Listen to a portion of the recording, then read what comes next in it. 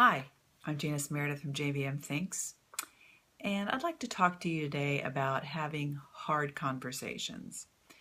Yesterday, two of my kids came over for dinner, and before we ate dinner, they actually went outside and walked a ways down to the dock where we have behind our home and sat down and talked.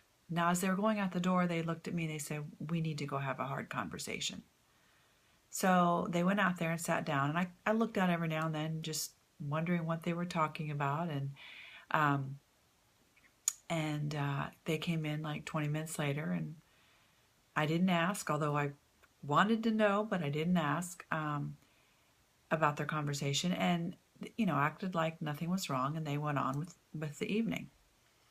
But as I sat there and watched them sitting out there talking, I thought, that's really pretty cool that they're in their 20s and they're out there talking and having a hard conversation about whatever that they needed to discuss. And I thought, this is how people need to approach the conflicts in their lives. I mean, how many families do you know? And I know some of these families where when there's an issue, it's either swept under the rug or ignored, but it is an elephant in the room. And so it's never really dealt with. The conversations are not had. The hard conversations are just not had because they're hard and they're not fun.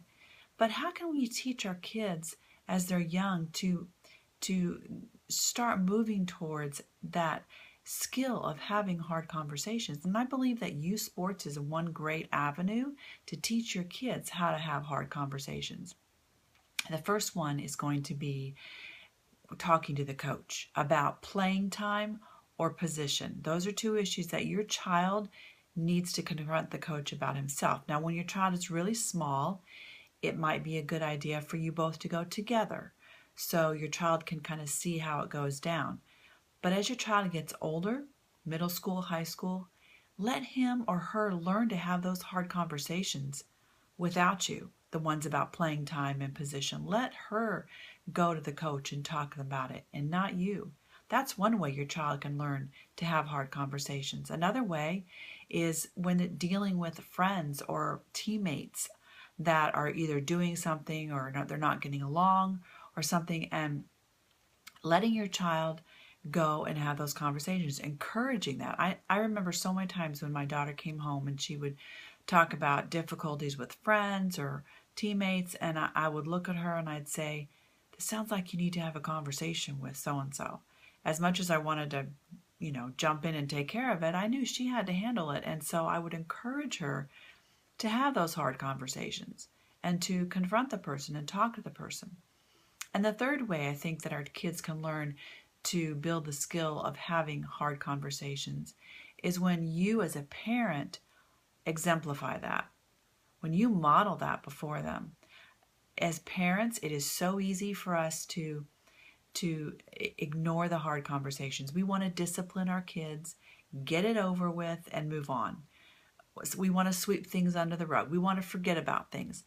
But there are some things that should not be forgotten. We need to talk about and address issues and have hard conversations with our kids. And that's the work of parenting. It's easier just to discipline and move on. And in some cases, that may be the best thing. In other cases, I do believe that hard conversations need to happen.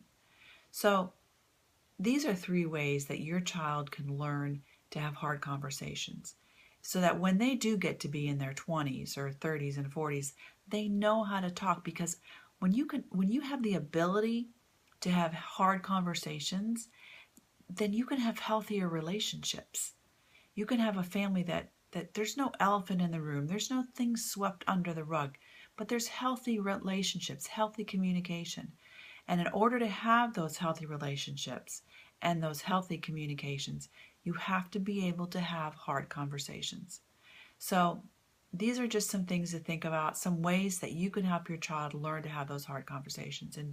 And don't be the family that ignores the elephant in the room and sweeps everything under the rug, because you're just cheating yourself of the healthy family relationships. This is a skill that your child will be so grateful that they have as they get older. And so I just encourage you to work on that area of having hard conversations in your family. Have a great week.